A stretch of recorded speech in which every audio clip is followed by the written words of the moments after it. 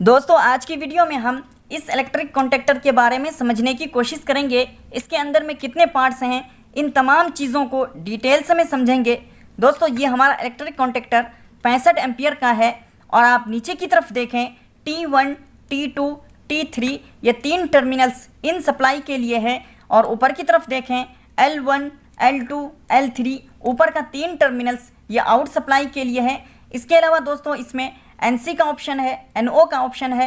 दोस्तों आप देख सकते हैं कि ऊपर वाला जो टर्मिनल है ये NC का है यानी ये नॉर्मली क्लोज है और नीचे का जो ऑप्शन आप देख रहे हैं ये NO का है यानी ये नॉर्मली ओपन है। दूसरी तरफ भी आप देखें ऊपर वाला टर्मिनल NC का है, नीचे वाला टर्मिनल NO का है। दोस्तों इसके अलावा दोस्तों इसमें A1, A2 का ऑप्शन दिया हुआ है जो कि इस इलेक्ट्रिक कॉन्टैक्टर का जो अंदर में जो कॉइल है ये उसका टर्मिनल है। NONC क्या है इसके बारे में भी हम समझेंगे। इसके लिए मैंने यहाँ पर कुछ डायग्राम बनाया हुआ है, इसकी सहायता से हम अच्छी तरह से समझ सकते हैं। दोस्तों सबसे पहले हम इस इलेक्ट्रिक कॉन्टैक्टर को ओपन कर लेते हैं। इसके अंदर में कितने पार्ट्स हैं और ये कैसे काम करता है ये समझ लेते हैं। जब आप इलेक्ट्रिक कॉन्टैक्टर को पूरी तरह से खोल लेते हैं तो आपको कुछ इस तरह से दिखने को मिलता है। दोस्तों सबसे पहले हम A1, A2 के बारे में बात कर लेते हैं। दोस्तों आप देख सकते हैं कि ये जो हमारा कॉइल है इस कॉइल का 2 पॉइंट है। एक हमारा स्टार्ट पॉइंट है जिसे हम A1 कहते हैं, दूसरा हमारा एंड पॉइंट है जिसे हम A2 कहते हैं। ये कॉइल हमारा A1 और A2 के साथ कनेक्ट है। जब हम A1, A2 में सप्लाई देते हैं तो ये कॉइल हमारा इलेक्ट्रोमैग्नेट जनरेट करता है, जिससे ये होता है कि ये जो आप देख सकते हैं कि ये वाला जो आप देख रहे हैं पार्ट, इसका दूसरा पार्ट ये कॉइल के साथ कनेक्ट है। जब आप इसमें सप्लाई देते हैं तो ये इलेक्ट्रोमैग्नेट जनरेट करता है, जिससे ये होता है ये जो पहला वाला पार्ट है ये दूसरे वाले पार्ट को अपनी तरफ खींचता है। जैसे कि दोस्तों आप देख सकते हैं कि ये हमारा T1 है, T2 है और T3 है। ये हमारा इन सप्लाई है। मान लीजिए कि आपने यहाँ पे इन सप्लाई दिया लेकिन आगे आपका सप्लाई नहीं जा रहा है, यानी नीचे की तरफ सप्लाई आपका आ गया लेकिन आगे की तरफ सप्लाई आपका नहीं जा रहा है। दोस्तों इसके लिए क्या होता है, जैसे आपने इस मैग्नेट के A1, A2 पे सप्लाई दिया, जैसे ही इसमें आपका सप्लाई आएगा तो ये जो कॉइल है ये इलेक्ट्रोमैग्नेट जनरेट करेगा, जिससे ये होगा कि ये जो आप देख रहे हैं ये ऊपर नीचे हो रहा है, इसको ये जो आप दूसरा वाला पार्ट देख रहे हैं ये पार्ट आके इस पार्ट में कनेक्ट हो जाता है, क्योंकि इसमें इलेक्ट्रोमैग्नेट जनरेट होता है और इसको अपनी तरफ ये खींचने लगता है। जिसके बाद ये नीचे की तरफ आता है और आपका जो ये T1 L1 के साथ कनेक्ट हो जाता है, T2 L2 के साथ कनेक्ट हो जाता है, T3 L3 के साथ कनेक्ट हो जाता है। ये तब होता है जब आपका ये कॉन्टैक्टर स्टार्ट होता है। दोस्तों ये तो आपका इसके बारे में हो गया। मान लीजिए कि ये हमारा आपस में डिस्कनेक्ट है, ये कनेक्ट नहीं है बिल्कुल। जैसे ही आपने इस मैग्नेट को यानी इलेक्ट्रिक कॉन्टैक्टर को सप्लाई दिया तो ये आपस में ऐसे जुड़ जाता है। मान लीजिए आपका सप्लाई यहाँ पे आया, आगे सप्लाई नहीं आ रहा। जैसे ये आपका कॉइल में सप्लाई आएगा ये इलेक्ट्रोमैग्नेट जनरेट करेगा, जिसके बाद ये जो आप देख रहे हैं ये वाला पार्ट जो देख रहे हैं ये नीचे की तरफ आएगा।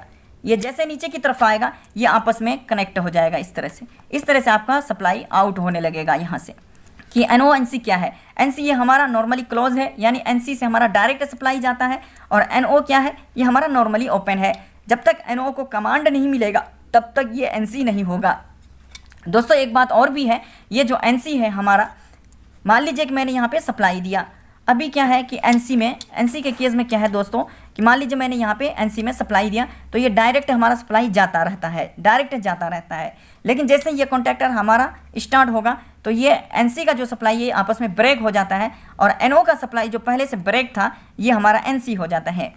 समझने की क्या बात है, अगर आपका कॉन्टैक्टर ऑफ है तो आपका NC डायरेक्ट सप्लाई जाता रहेगा, लेकिन आपका कॉन्टैक्टर जैसे ही ऑन होगा तो ये आपका NC NO हो जाएगा, यानी NC आपका NO हो जाएगा, यहाँ से सप्लाई ब्रेक हो जाएगा। और जो NO था जिसमें आपका सप्लाई यहाँ पे आकर रुका हुआ था, आगे सप्लाई नहीं जा रहा था, जैसे ही कॉन्टैक्टर यूज़ होगा ये नीचे की तरफ जाएगा, ये आपका NC हो जाएगा, यानी यहाँ से आपका डायरेक्ट सप्लाई जाने लगेगा और NC जो पहले से सप्लाई जा रहा था वो NO हो जाएगा। यानी यहाँ से सप्लाई इसका ब्रेक हो जाएगा। ये NONC है दोस्तों। इसका यूज़ इंटरलॉकिंग में करते हैं, जब आप स्टार डेल्टा स्टार्टर का पैनल बोर्ड बनाते हैं इसमें भी यूज़ करते हैं। ये कॉन्टेक्टर में कुछ भी नहीं है, बस यही ऑप्शन है। यहाँ पे आप देख सकते हैं कि ये कॉइल है, ये कॉइल अक्सर जल जाता है, जैसा कि देख सकते हैं आप देख सकते हैं कि ये भी जला हुआ है।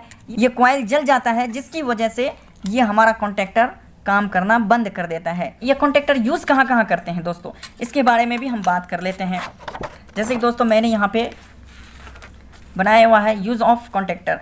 ये स्ट्रीट लाइट में यूज़ करते हैं। मान लीजिए कि स्ट्रीट लाइट है, आपने कुछ ऐसी जगह पे लाइट लगा दिया है जहाँ पर आप जाकर ऑन ऑफ नहीं कर सकते हैं मैनुअली, आप ऑटोमेटिक ऑन या ऑफ करवाना चाहते हैं दोस्तों, वहाँ पर हम कॉन्टेक्टर का यूज़ करते हैं। स्टार डेल्टा स्टार्टर में यूज़ करते हैं, प्लांट लाइन में यूज़ करते हैं, इंडस्ट्रियल लाइन में यूज़ करते हैं।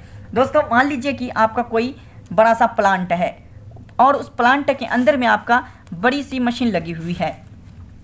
आप चाहते हैं कि दिन के 12 बजे आपका मशीन ऑन हो जाए और 1 बजे आपका मशीन ऑफ हो जाए। इसके लिए दोस्तों मान लीजिए कि ये मशीन जो है आपका ये 3 फेस में ऑपरेट होता है। ये मशीन आपका 3 फेस में ऑपरेट होता है। अब क्या करना है दोस्तों, यहाँ पर आपको कॉन्टेक्टर यूज़ करना पड़ेगा और उसके साथ में टाइमर भी यूज़ करते हैं। टाइमर में मान लीजिए आपने टाइमिंग सेट कर दिया कि 12 बजे हमारा ये कॉन्टेक्टर ऑन हो जाए, यानी 12 जैसे बजे ये हमारा कॉन्टेक्टर ऑन हो जाए और जैसे 1 बजे ये कॉन्टेक्टर हमारा ऑफ हो जाए। और ये जो कॉन्टेक्टर आप देख रहे हैं, मान लीजिएगा आपने इस कॉन्टेक्टर का यहाँ पे इन सप्लाई दिया और यहाँ से आउट सप्लाई देकर आपने ये जो मशीन है आपका इसके साथ कनेक्ट कर दिया। आपने मान लीजिए कि इस मशीन के साथ आपने कनेक्ट कर दिया, लाइन 1, लाइन 2, लाइन 3 आपने इस तरह से कनेक्ट कर दिया। अब जैसे ही ये टाइमर आपने कनेक्ट कर दिया, जैसे ही टाइमिंग आप 12 बजेगा तो क्या होगा, लाइन A1 A2 में सप्लाई जाएगा, ये कॉन्टेक्टर ऑन हो जाएगा, जिससे हमारा सप्लाई आउट से इस मशीन में आएगा और हमारा मशीन ऑन हो जाएगा। लेकिन जैसे ही 1 बजेगा फिर टाइमर क्या करेगा कि ये जो हमारा A1 A2 सप्लाई जा रहा था टाइमर के जरिए से, टाइमर ऑफ हो जाएगा, जिससे क्या होगा A1 A2 में जो सप्लाई जा रहा था वो ब्रेक हो जाएगा, वो बंद हो जाएगा, जिससे ये कॉन्टेक्टर हमारा ऑफ हो जाएगा और ये मशीन हमारा ऑफ हो जाएगा। दोस्तों इस तरह से हम कॉन्टेक्टर का यूज़ करते हैं। दोस्तों और भी बहुत सी वीडियो हम लाने वाले हैं कॉन्टेक्टर के बारे में और इसको हम यूज़ करेंगे, अलग अलग तरीके से देखेंगे, एक्सपेरिमेंट करेंगे। दोस्तों अगर आप मेरी वीडियो को यूट्यूब पे देख रहे हैं तो चैनल को सब्सक्राइब कर लें और फेसबुक पे देख रहे हैं तो पेज को फॉलो कर लें।